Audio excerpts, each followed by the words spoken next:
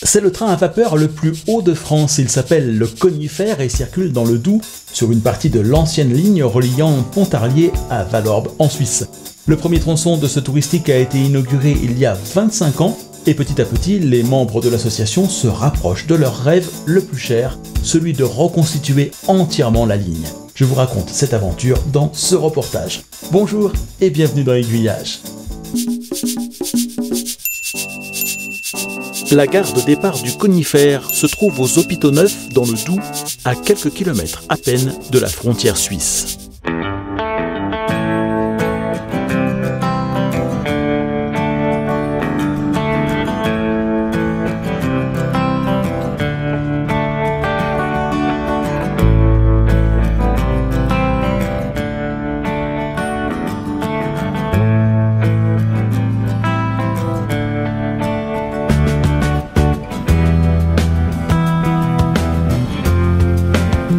C'est une aventure incroyable qui est vécue ici depuis 25 ans par une poignée de passionnés qui s'est donné comme objectif de reconstruire entièrement la ligne de chemin de fer qui reliait Pontarlier à Valorbe.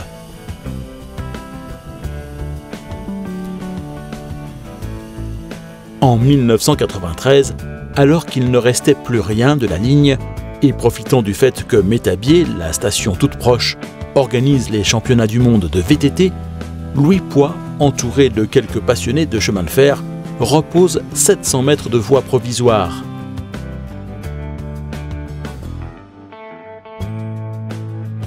Un provisoire qui finira par durer.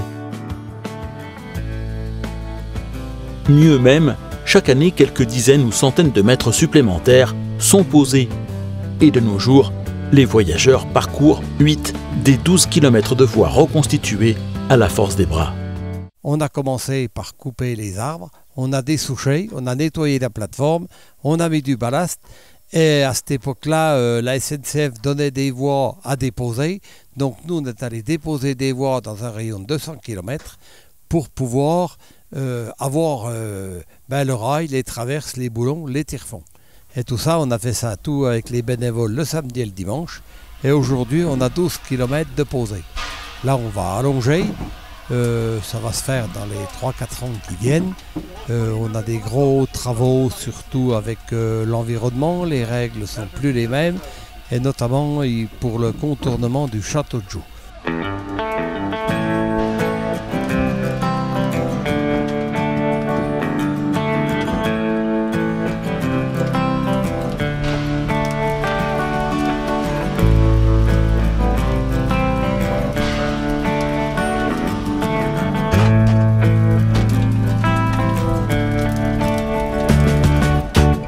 Le château de Joux, un site touristique remarquable au pied duquel les voyageurs à destination de Pontarlier pourront s'arrêter.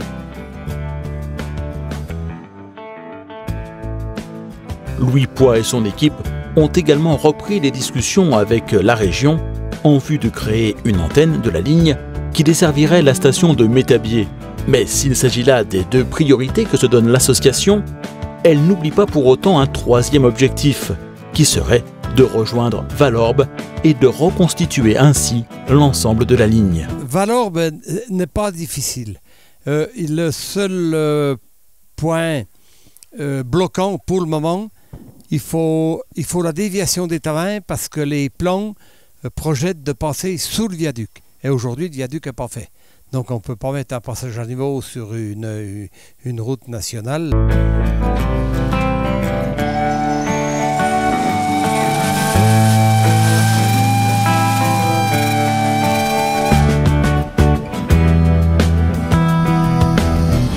Côté matériel roulant, la traction est assurée par différents locotracteurs l'hiver et par une petite Tigerli l'été.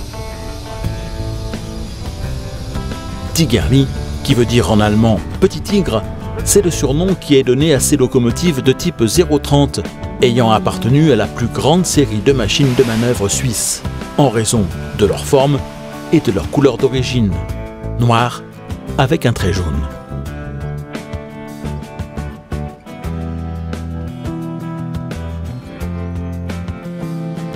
Depuis peu, une nouvelle machine à vapeur beaucoup plus imposante, celle-ci, a rejoint le parc de matériel roulant de l'association.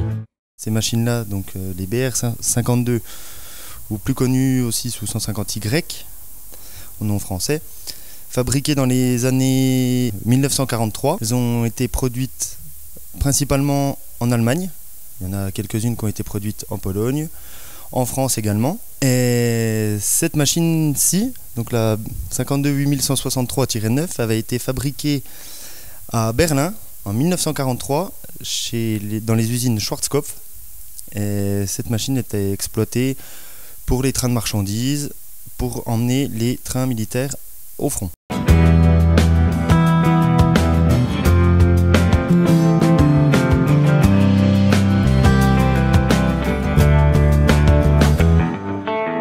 Des machines comme celle-ci, près de 7000 furent construites. Elles présentaient l'avantage d'être très simplifiées et donc rapides à monter et faciles à entretenir. La 52 8163-9 a ainsi changé 3 fois de chaudière. Elle a circulé en Allemagne jusqu'en 1993 et a été radiée l'année suivante. Le conifère l'a rachetée et est allé la chercher à Berlin. Elle a ensuite été garée de nombreuses années à Vallorbe, où elle est entrée dans une très longue phase de révision. Donc on a refait tout ce qui est embiellage, toutes les vannes, tout l'entretien général de la machine, timonerie de frein, peinture, et on est soumis à un contrôle obligatoire de l'APAV, ce qui consiste, comme on appelle nous, le retimbrage. Ce qui consiste à mettre la chaudière à nu, donc il n'y avait plus de tôle, plus de vannes, plus rien. On a dû mettre tous des plaques bouche-trou à toutes les entrées et sorties de vapeur, en laissant 3 vannes, une vanne pour remplir en eau, une vanne pour évacuer l'air, et une vanne pour mettre le manomètre de pression du contrôleur APAV. Donc du coup nous avons effectué ce contrôle en 2016, et une fois le contrôle validé par l'APAV, nous avons pu rattaquer vraiment le plus gros du travail, tout ce qui était remontage des tôles, des vannes, de la tuyauterie, tout le système de freinage, et ça a été un très gros boulot.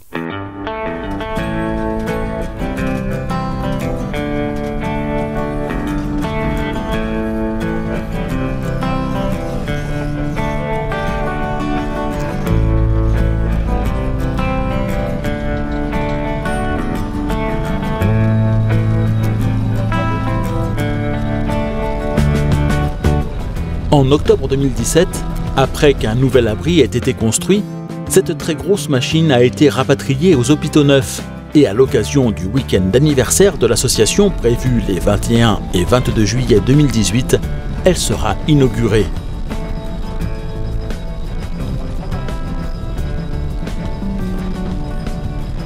Le profil de la ligne ne devrait pas faire peur à ses 1600 chevaux, là où la Tigerli s'en sort avec seulement 300.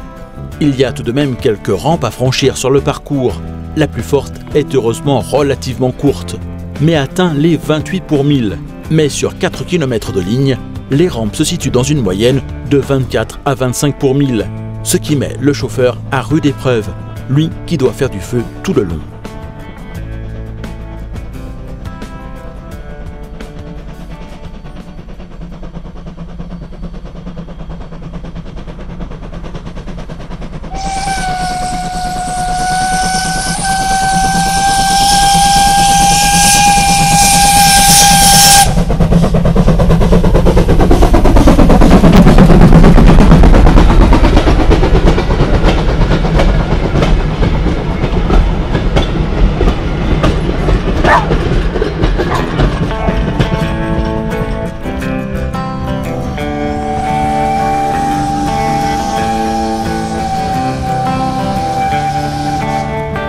Au conifère, les locomotives à vapeur sont chauffées au bois. C'est meilleur que le charbon pour l'environnement.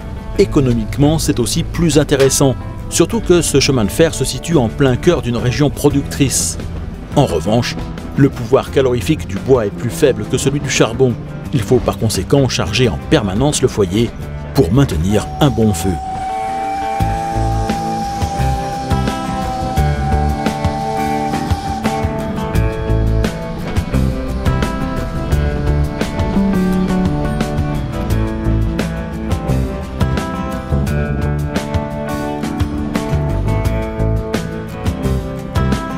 Le terminus du parcours se fait à Fontaine-Ronde. Là, le ruisseau du même nom prend naissance dans une source intermittente, à laquelle les passagers du train peuvent venir rendre visite le temps de la pause, avant le retour aux hôpitaux neufs.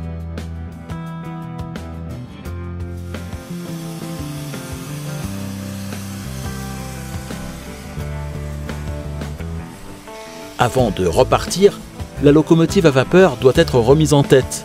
Dans un premier temps, elle refoule sa rame en dehors de la gare, puis vient stationner sur une voie de service, où elle refera le plein d'eau et de bois. Pendant ce temps, et profitant de la pente, la rame se laisse doucement glisser de nouveau le long du quai.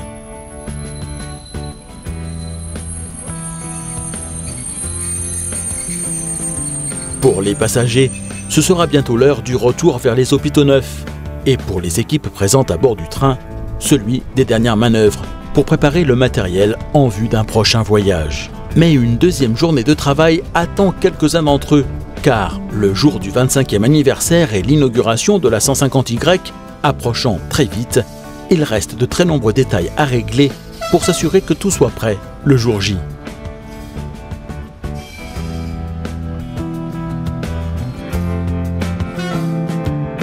Le jour J, ce sera le week-end des 21 et 22 juillet. La locomotive sera inaugurée le samedi matin, des circulations seront assurées de 10h à 17h30 le samedi et le dimanche, mais vous trouverez également sur place des expositions de modélisme ferroviaire, de cartes postales, de photos et de peintures.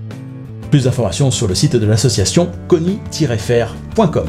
Le prochain numéro d'Aiguillage sera le dernier de la 10e saison. Je vous emmènerai en Suisse pour un voyage exceptionnel où les trains côtoient les plus hauts sommets des Alpes helvétiques. D'ici là, sachez que vous pouvez télécharger gratuitement le guide aiguillage du tourisme et des loisirs ferroviaires sur le site d'Aiguillage. Plus de 700 adresses pour des idées de balades ou d'activités à faire seul ou en famille, en France, en Belgique, en Suisse et au Luxembourg. Et passez en première classe en décidant à votre tour de soutenir la production du magazine Aiguillage. Pour une somme laissée à votre libre appréciation, vous pourrez en contrepartie accéder à une version sans publicité des reportages d'Aiguillage et à la possibilité de les télécharger très simplement et en haute définition, mais surtout vous permettrez à ce magazine de pouvoir continuer d'exister.